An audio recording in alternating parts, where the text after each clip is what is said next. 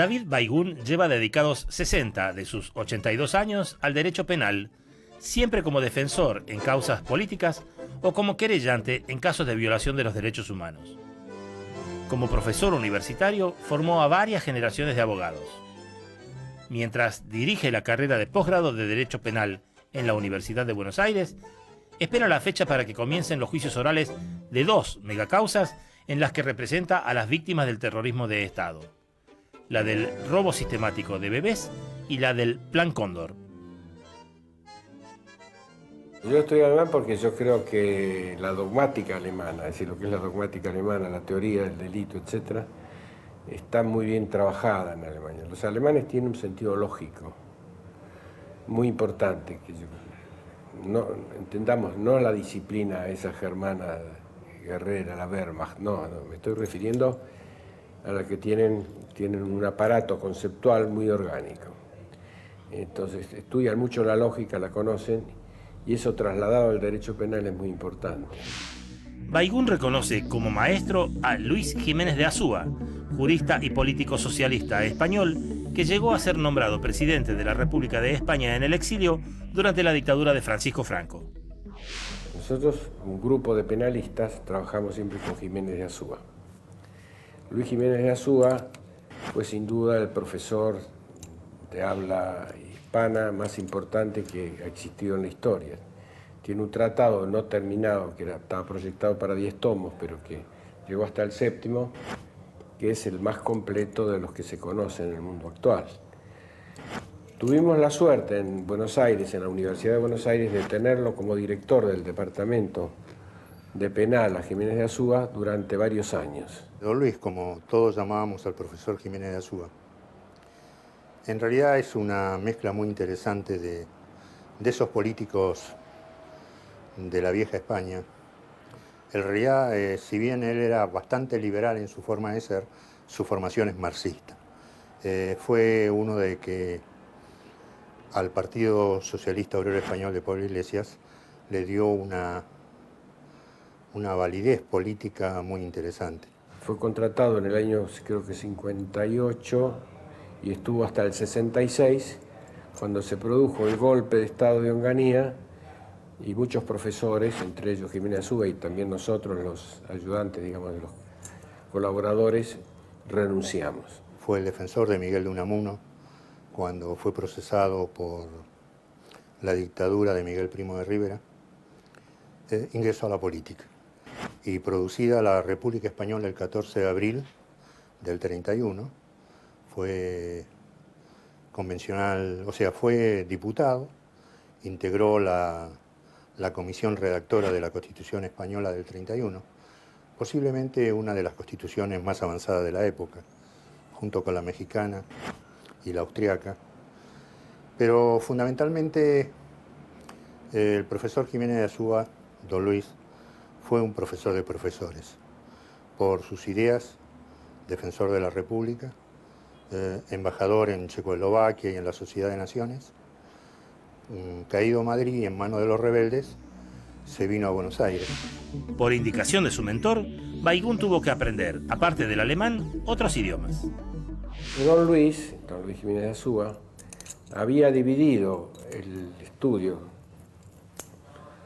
del derecho comparado en varios sectores. Un sector era el del derecho alemán, que estaba a cargo de 2 colegas muy conocidos, Basigalupo, que es miembro del Tribunal de España, ahora el Tribunal Superior, Gladys Romero. Otro grupo que trabajaba el derecho italiano, estaba a cargo de otro colega también muy conocido, Carlos Tosini. Había otro grupo que trabajaba en lo que llamábamos el derecho penal socialista. Entonces había que estudiar el ruso. Entonces don Luis, me pidió que yo me hiciera cargo de esa sección. Y la verdad es que durante los años que él estuvo se publicaron 3 tomos en la facultad.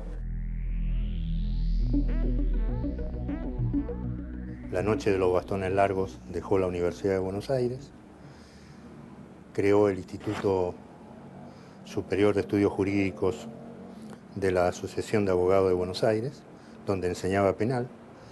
Y sus jóvenes ayudantes éramos Baigún, Andrés D'Alessio Miguel Chimenti, que ahora está en el Tribunal de Europa, y yo. Manejábamos, digamos, para nuestra información bastantes idiomas. Ese es el origen, digamos, parte, digamos, del origen de nuestra formación. Pues Zaffaroni y de la Rúa en distintas ocasiones dijeron exactamente lo mismo, que para captar la esencia de la filosofía del derecho había que estudiar alemán y había que leer esos textos en alemán, en el idioma original. A veces uno puede llegar a leer el texto, técnicamente se informa, pero no alcanza a comprender el sentido total. Porque para entender el sentido, que no es lo mismo que significado, el sentido es la integridad, hace falta entender el idioma como una cuestión orgánica. David Baygun nació el 19 de marzo de 1926 en una familia de inmigrantes judíos. ¿En su casa se hablaba yiddish? No. ¿El castellano de la calle es su idioma materno? Sí. Mi padre no. Mi padre era ruso de Brest-Litovsk, ciudad donde se firmó la paz en la Primera Guerra Mundial. Y después, con 14 años, vino a la Argentina con unos hermanos, con un grupo de hermanos, y mi madre provenía de Lituania. Mi padre hablaba el ruso, el ucraniano, y hablaba también el yiddish. Con ese idioma se entendía con mi madre. ¿Y se conocieron acá? Se conocieron acá, sí. Y después de que se casaron, fueron a vivir a La Pampa. Yo soy pampeano. Entonces, una familia muy numerosa. Nosotros éramos originariamente 9 hermanos, 7 varones seguidos, por lo cual tenía mi padre el derecho de reclamar el padrinazgo presidencial, pero como mi padre no era un hombre de derechas, sino más bien todo lo contrario. Era un idealista tolstoyano, digamos así, que leía mucho, etc. Entonces no quiso acudir a ese derecho, y por eso no hay ningún ahijado del presidente, sobre todo porque era uriburo en ese momento. Se le regalo. En la actualidad somos 6, los Baygun, digamos, pero nos seguimos viendo. Como ocurrió en muchas otras familias de origen extranjero, la segunda generación de argentinos eligió emigrar o tuvo que hacerlo. Tengo un hijo en España que se casó con una catalana y adoptaron 2 hijos nacidos en Etiopía. Un verdadero desafío en materia de adopción. Les va muy bien, están encantados con los 2 nenes. ¿Y son negritos los chiquitos? Sí, totalmente. Son 2 negritudes diferentes. ¿Ah, sí? Claro, porque la nena tiene 2 años y tiene un negro más bronceado, más claro. El nene tiene un negro más fuerte, más marcado, digamos. Pero es una experiencia interesante, ¿no? La adopción de chicos que provienen de otro medio. Pero bueno, por suerte mi nuera tiene un pensamiento de avanzada, pero y mi hijo igual, y esto les permitió tomar la decisión. ¿Y los conocieron a los chiquitos en Etiopía o en España? No, los fueron a buscar a Etiopía. ¿Los fueron a buscar a Etiopía? Sí. Con los padres radicados en La Pampa, los chicos estudiaron en Buenos Aires. David egresó de la Facultad de Derecho de la UBA durante el primer peronismo. Me recibí de abogado en 1948. Cuando egresé tenía 22 años. ¿Se recibió con 22 años? Sí. Inclusive hice el servicio militar en medio de eso. Me cuenta de que hizo el servicio militar y tiene estas actitudes totalmente contrarias a las que se esperan de un colisma, ¿no? Totalmente libertarias, y en ese sentido le ocasionaban problemas a él y a sus compañeros. Hay algunos que han egresado de 21, pero sí tienen No, el mérito. sistema lo permitía. El sistema lo permitía porque se daban muchas materias libres. Si una persona era disciplinada y estudiosa, podía, digamos, dar, y había fechas a veces a mediados de año, podía hacerlo. El problema es que pedagógicamente es un error apurar. Pero en la Facultad de Derecho, en los años 40, no todo eran libros. Cuando yo ingresé a la facultad, ingresé plena, digamos, durante la Segunda Guerra Mundial, las peleas que se hacían a sablazos o con cachiporra entre los estudiantes era el reflejo de lo que estaba ocurriendo, digamos, en el viejo mundo con el fascismo y el antifascismo, ¿no? Acá también nos agarrábamos, digamos, con estas armas. Toda mi vida he estado, no solo he sido, digamos, estudioso, proclive a la investigación, sino que también asumir todas las luchas del momento, ¿no? ¿Tuvo militancia política partidaria? No, militancia partidaria no. Estuve afiliado al Partido Comunista tradicional. Acá casi todos nuestros dirigentes políticos han pasado por el partido, sí, claro. Pero nunca fui dirigente. En el próximo bloque, la defensa de presos políticos lleva a Baigún a la cárcel.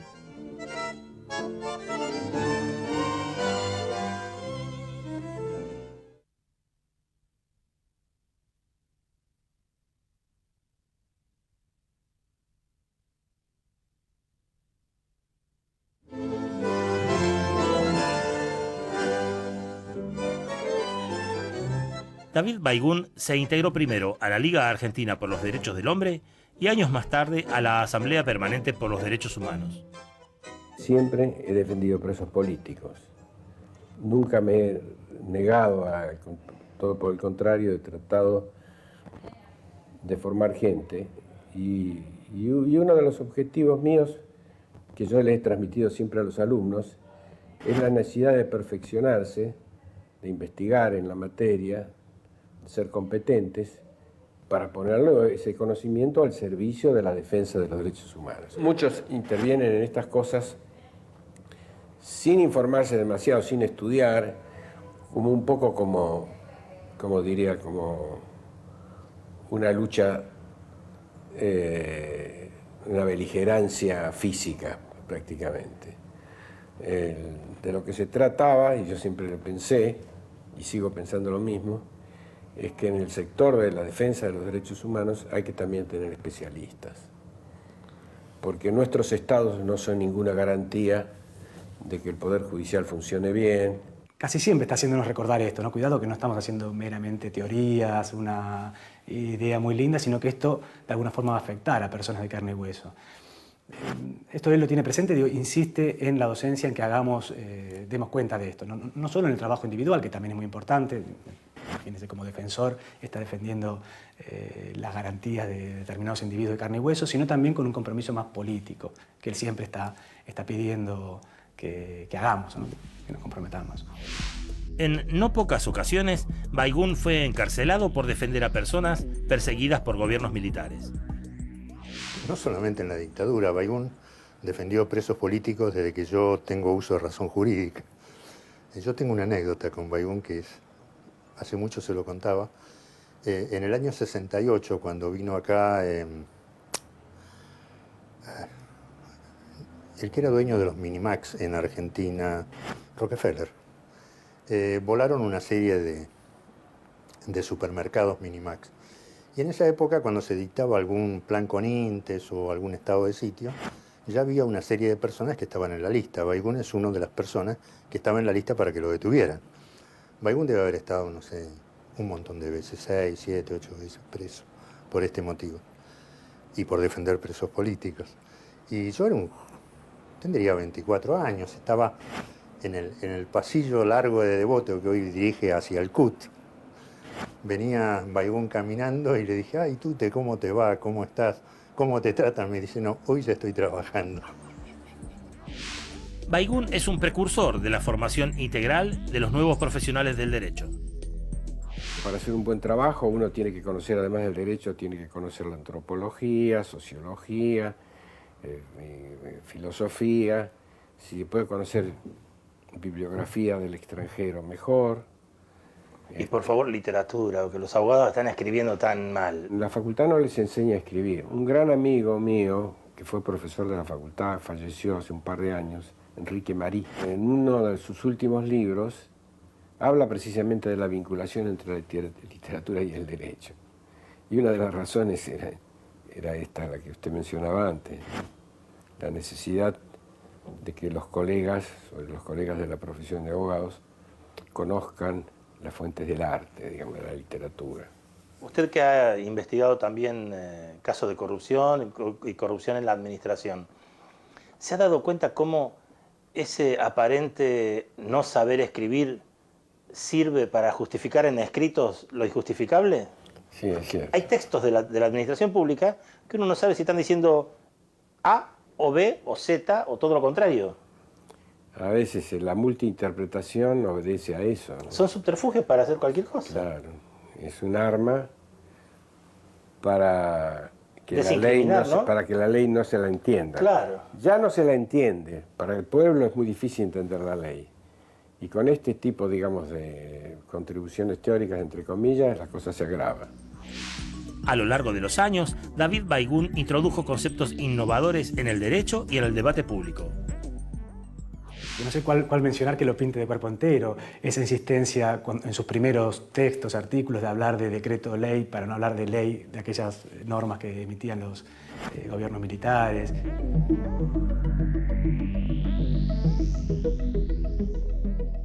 Baigún realmente es, a lo mejor él me va a decir que no, me va a contradecir, pero yo creo que el concepto de la desaparición forzada de personas, él es un poco el creador, por no decir, no un poco, él es el creador del concepto de lo que después ha sido la desaparición forzada de personas. Baigún demostró tener convicciones acerca de la justicia desde temprana edad y recuerda una época en la cual la relación entre docentes y alumnos era distinta. Mi padre tenía una biblioteca, bueno, no era muy importante, pero digamos orientada al pensamiento utópico, y bueno, esas cosas uno las ve, las vive en la casa.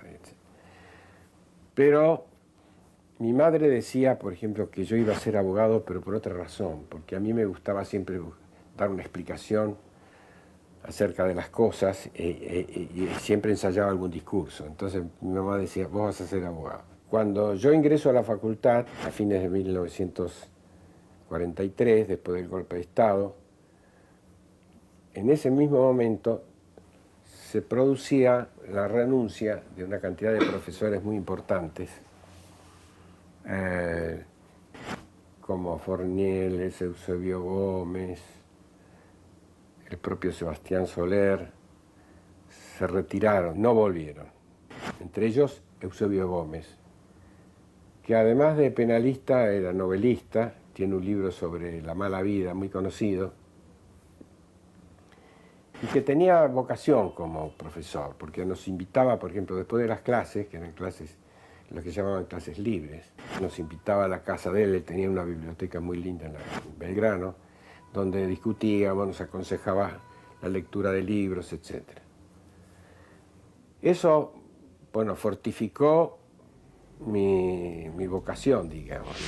No obstante, David Baigún nunca aceptó incorporarse como funcionario al Poder Judicial. Yo no tenía como meta ingresar a la justicia, porque siempre tuve vocación de defensor. Durante la gobernación de Oscar Allende en la provincia de Buenos Aires, un miembro de la Corte me invitó a ingresar a la justicia. En ese momento me iba a proponer como fiscal. Y yo le dije, miren, no lo quiero hacer quedar mal, porque seguramente que a las 48 horas alguien va a pedir mi renuncia. Porque yo, mi rincón contestatario no lo quiero perder. A usted se lo tiene como la cabeza doctrinaria de una corriente del derecho. ¿Cómo se definiría esa corriente? ¿Qué tipo de doctrina es? No, mire, yo creo que... Sí, mire. Sí, la gente, usted se refiere a cuando hablan de garantismo, etcétera. No, cuando hablan... Yo quiero saber si usted le dice garantismo, porque a usted se lo tiene como el referente, la cabeza de una corriente doctrinaria del derecho. Bueno, ¿usted cómo le llama a esa corriente? No me gusta ser petulante. Yo no pretendo ser cabeza de ningún movimiento. Sí, si usted quiere decir si estoy inserto en algún movimiento, le diría que sí. Sí, todo lo que se llama el derecho penal garantista. Es decir, un derecho penal que contribuya no a la represión de la gente, sino precisamente a concederle a la gente las garantías necesarias como para poder defenderse o poder acusar. Como si existiera una corriente garantista y una corriente no garantista. Y esto me parece que es lo que no existe en el ámbito del derecho. Lo que son juristas respetuosos del Estado de Derecho, todos hacen cumplir la Constitución y por tanto también las garantías de la Constitución. Y en esto el TUTE, que tiene una determinada ideología, y me parece que esto es lo más importante para los alumnos, su firmeza en esas convicciones, en esos principios y ciertas buenas maneras en las formas.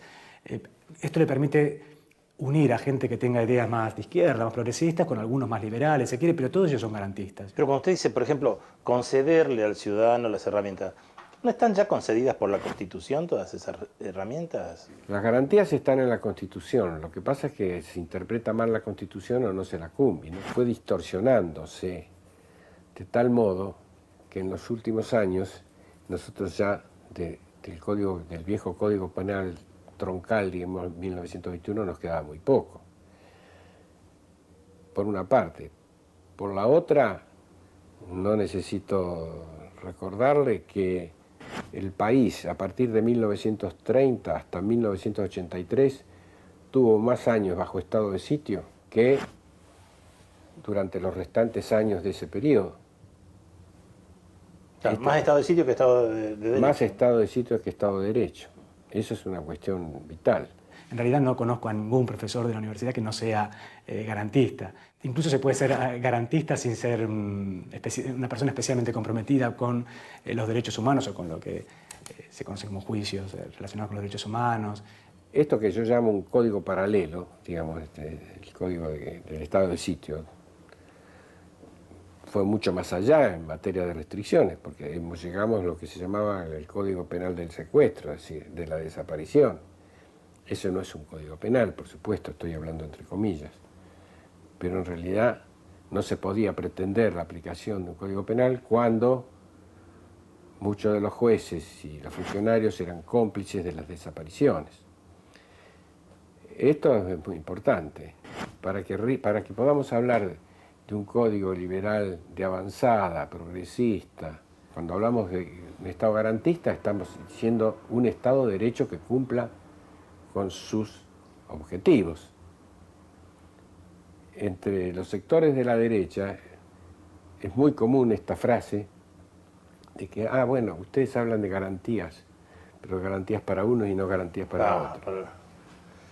Para el delincuente. Claro, para el delincuente. Pero en realidad, lo que nosotros buscamos es que se cumpla el Estado de Derecho, que se estructure un Estado de Derecho donde funcionen bien los poderes, donde se respeten los derechos civiles y políticos y también los sociales. Eso pretendemos. Y eso no es tanto. En el próximo bloque, Baigún explica por qué ahora los peores delitos son de origen económico.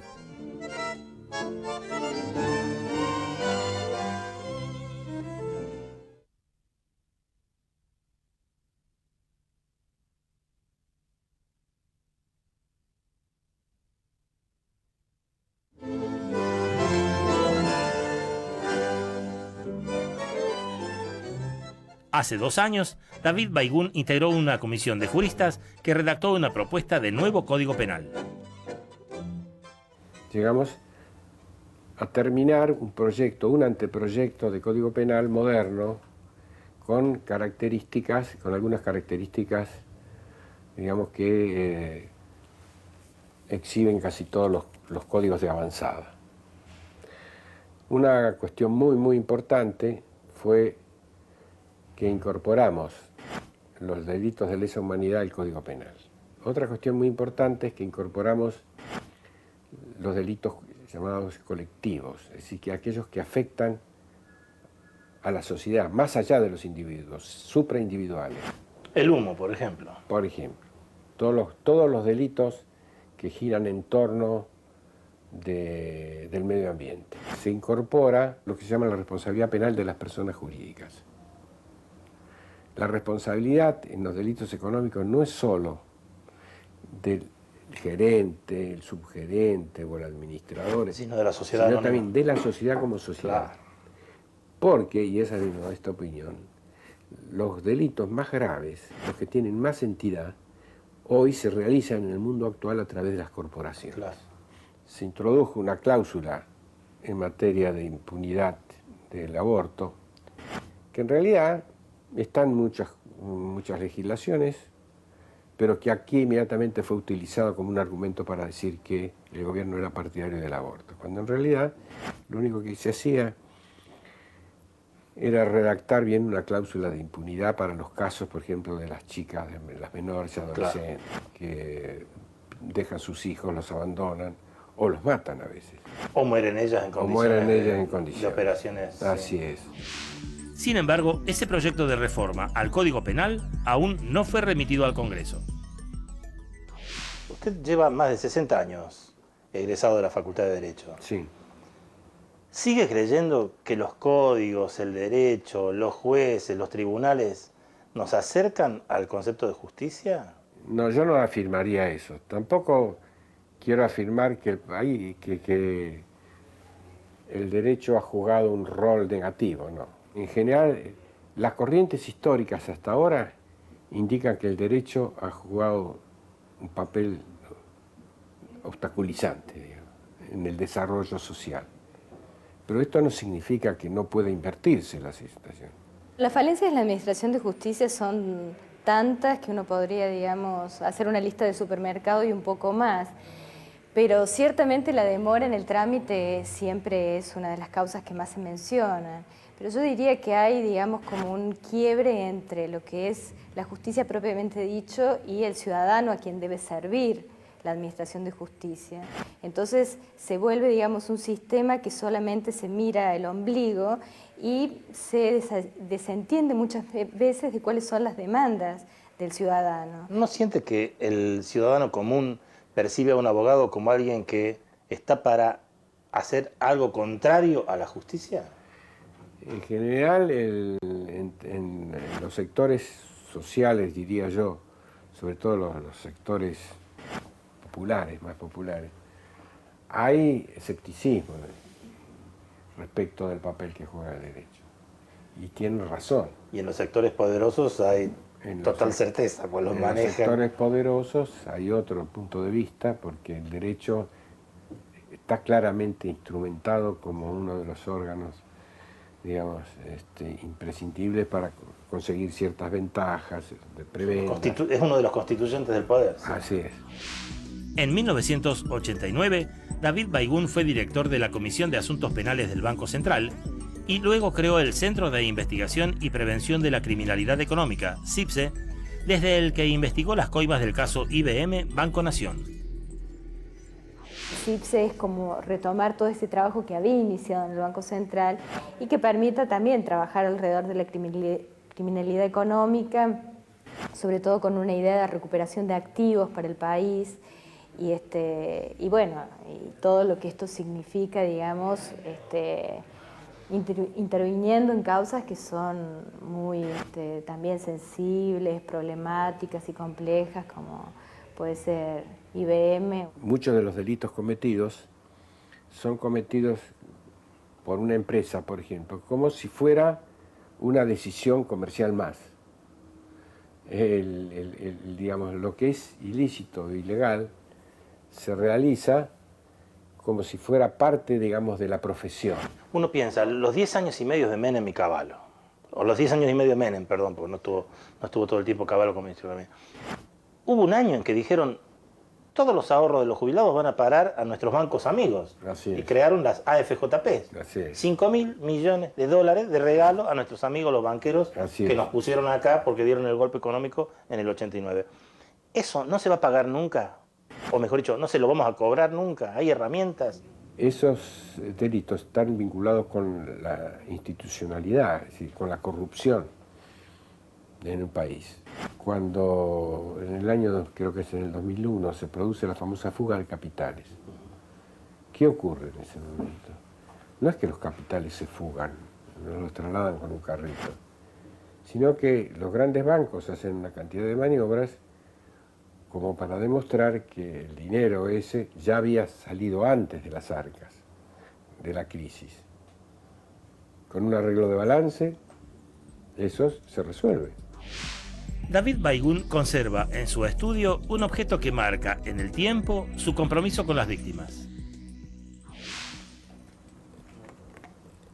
Esta cajita Sí, que ustedes ven acá, sí.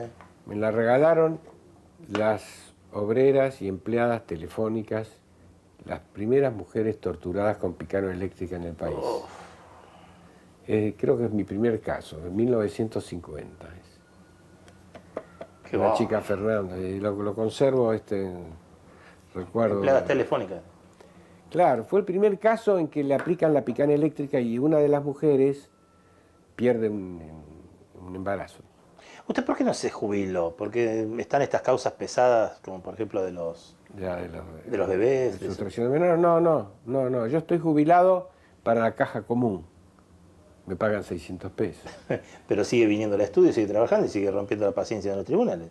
En el ejercicio de la profesión no desaparezco porque están estas causas de derechos humanos. Claro, Entonces, hasta que no terminemos eso, las mega causas. es un juicio histórico. Tenemos una responsabilidad, y también lo tiene la justicia, de no tratar esto como una causa común normal, sino de darle la envergadura que tiene. Además de actuar como querellante en la causa por el robo de bebés nacidos en cautiverio durante la dictadura, David Baigún patrocina a víctimas del llamado Plan Cóndor, un programa de cooperación entre las fuerzas represoras de la Argentina, el Brasil, Chile, el Uruguay, el Paraguay y Bolivia durante los años 70 y principios de los 80. Somos querellantes, mi hermana y yo, por el caso de mi mamá. Mi mamá se incorpora y es una de las fundadoras de las Madres de Plaza de Mayo, a raíz primero del secuestro de mi cuñado, Manuel Carlos Cuevas, que fue secuestrado el 13 de septiembre de 1976 y permanece desaparecido. Posteriormente me secuestran a mí el 13 de junio de 1977, yo tenía 16 años y estaba embarazada de menos de 3 meses. Me llevan al centro clandestino de detención y tortura conocido como Club Atlético, que funcionaba en el subsuelo de un edificio de suministros de la Policía Federal, ubicado en Paseo Colón entre Cochabamba y San Juan. Ahí permanecí casi 4 meses, posteriormente me dejan en libertad y el primer país que me da asilo es Suecia. Nos dan en el campamento para refugiados 2 llamadas para hacer. La primera la usamos para decir que habíamos llegado bien y nos guardamos la otra para hablar cuando naciera el bebé. Ahí llamamos el 11 de diciembre de 1977, que nació mi hija, y nos enteramos que 3 días antes, el 8 de diciembre del mismo año, la habían secuestrado a mi mamá, Esther Balestrino de Cariaga, en un operativo en la iglesia Santa Cruz, junto con otras 2 madres de Plaza de Mayo, 2 monjas francesas y un grupo de familiares de detenidos desaparecidos. En este operativo participó la Marina. Alfredo Astiz, bajo el seudónimo de Gustavo Niño, se había infiltrado en el grupo de las madres y señaló a quienes tenían que ser secuestrados. Fueron llevados a la Escuela de Mecánica de la Armada y posteriormente fueron arrojados vivos al mar. Mi mamá nació en Uruguay, pero fue anotada en Paraguay, era de nacionalidad paraguaya, entonces estaba refugiada en la Argentina, perseguida primero por la dictadura de Morínigo y después por la dictadura de Stroessner. Por lo tanto, al haber sido perseguidos acá, entraban dentro de la coordinación represiva entre las dictaduras del Cono Sur, conocida como Operación Cóndor. Por eso es que nosotros somos querellantes en esa causa. El Plan Cóndor, si no hubiera sido por una persona tan cabezadura como Baigún, yo creo que no se hubiera investigado. En realidad acá ha habido en la Argentina abogados que consecuente históricamente han llevado adelante las causas por derechos humanos. En mi caso yo he declarado en muchas oportunidades, tanto por mi secuestro como por el de mi mamá, y entonces muchas veces hemos ido nosotros en búsqueda de representantes y otras veces nos han convocado a nosotros, que fue este fue el caso. Pero eso no quita que uno también elija y que se trate de gente muy consecuente, como en el caso de Baigún, que tiene una trayectoria realmente de mucho compromiso, de un compromiso inclaudicable con los derechos humanos. A los 82 años, Baigún afirma que una de las claves para seguir peleando por sus convicciones pasa lejos de los tribunales y es el ejercicio físico. Jugó al tenis, que eso es bueno. Es el consejo que yo le doy a toda la gente joven. Jueguen al tenis o a algún otro deporte, porque eso es muy importante. Uno lo advierte después, años después, pero yo pertenezco a un grupo, que es del club universitario. Vamos a cumplir 40 años de juego continuado, del mismo equipo. Somos 5, nos turnamos, que jugamos hace 40 años. A veces tenemos problemas, ¿no? Pie plano, el espolón, qué sé yo, pero bueno, pero seguimos funcionando. En el próximo bloque, Baygun explica cómo la especialización en el derecho puede mejorar la administración de justicia.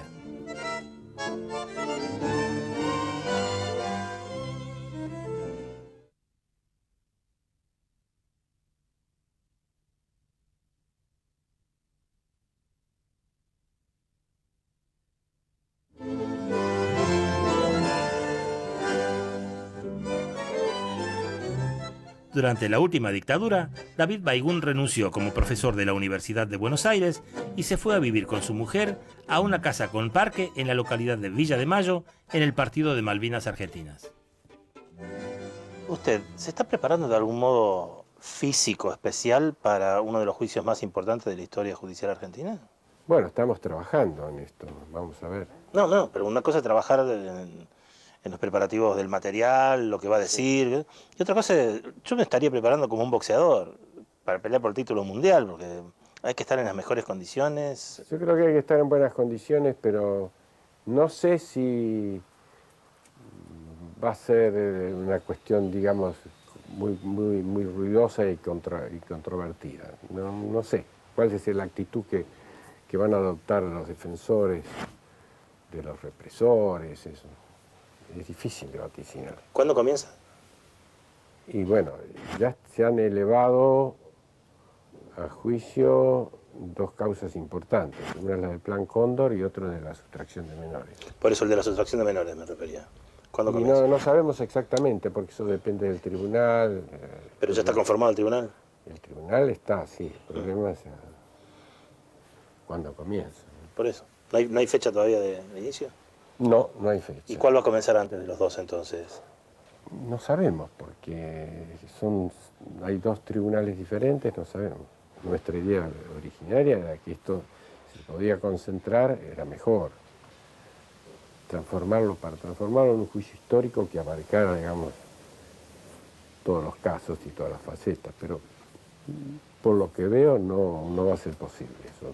Va a haber decisiones de distintos tribunales. ¿Pero va a ser este año? Yo creo que este año sospecho que puede ser que a fin de año, más adelante, si no, digamos, va a ser el próximo. Baygun es el creador del Instituto de Estudios Comparados de Ciencias Penales y Sociales, INESIP. Cuando terminó el periodo del doctor Alfonsín en el año 89, todos de alguna manera pensamos que, bueno, podía volver la noche como había sido en el 74, era un síndrome que teníamos, y dijimos, bueno, vamos a formar un instituto para que si de alguna manera nos tenemos que ir de la universidad, no pase como en el 74. Y así nació el INESIP. Los objetivos iniciales tuvieron que ver con la reforma judicial y principalmente la reforma de la justicia penal, no solamente, digamos, en Argentina, sino en toda América Latina. En el exterior, el INESIP, por ejemplo, ha contribuido en una cantidad de anteproyectos legislativos. ¿En dónde? Por ejemplo, en Guatemala, en El Salvador, en Chile, Paraguay, fundamentalmente en muchos países latinoamericanos, República Dominicana. Cuando comenzó, hace 60 años, ¿los jueces eran mejores que ahora o peores que ahora? Ciertas falencias de aquel entonces subsisten hasta el presente. Por ejemplo, la lentitud en la justicia, la demora en resolver los conflictos, esto más o menos se mantiene. Nosotros hemos hecho un análisis, un estudio en el INESIP, donde se demuestra que el promedio de duración de las causas penales es más o menos de 14 años. Los jueces federales tienen un promedio de unas 600 causas activas cada juez. ¿Quién puede hacer justicia con 600 causas? Así es.